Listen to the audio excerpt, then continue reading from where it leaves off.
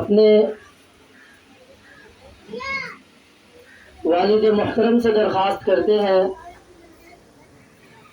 کہ آپ اپنے چند دعائیہ کلمات سے ہم تمام یہاں پر بیٹھے ہوئے علماء کرام اور یہاں پر زیر تعلیم طلباء و طالبات کو اپنے دعائیہ کلمات سے محظوظ فرمائے.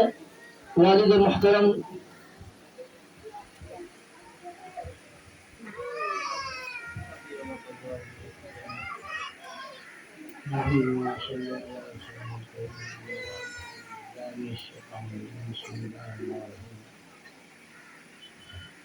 ان اللہ لا یغیر ما بقوم حتی یغیروا ما بانفسہم.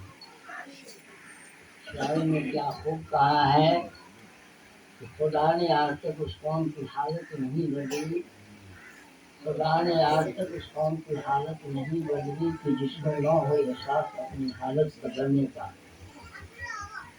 میرے محترم، بہت سی بات ایسی ہے جو اللہ تعالیٰ اپنے اختیار میں رکھا، اور بہت سی بات ایسی ہے جو اللہ تعالیٰ نے بندوں کے حوالے کر دیا، مگر شرط کے ساتھ. یہ دو راستے ہیں، ایک راستہ صحیح ہے اور ایک راستہ غلط ہے. اللہ تعالیٰ یہ سب تعلیم دے کر ہی دنیا میں بھیجا ہے.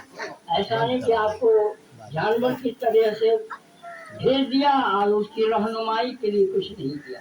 رہنمائی کے لیے اللہ تعالیٰ نے 1,24,000 لگ بھگ پیغمبر دنیا میں آئے. کس کام کے لیے؟ کہ وہ ہمارے آپ کی رہنمائی کے لیے.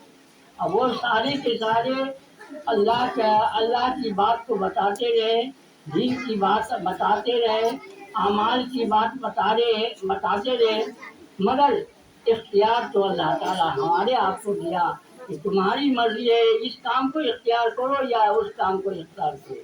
اسی کے شاعر نے کہا کہ خدا نے آج تک اس قوم کی حالت نہیں بدلی کہ جس کو نہ ہو احساس اپنی حالت بدلنے کا.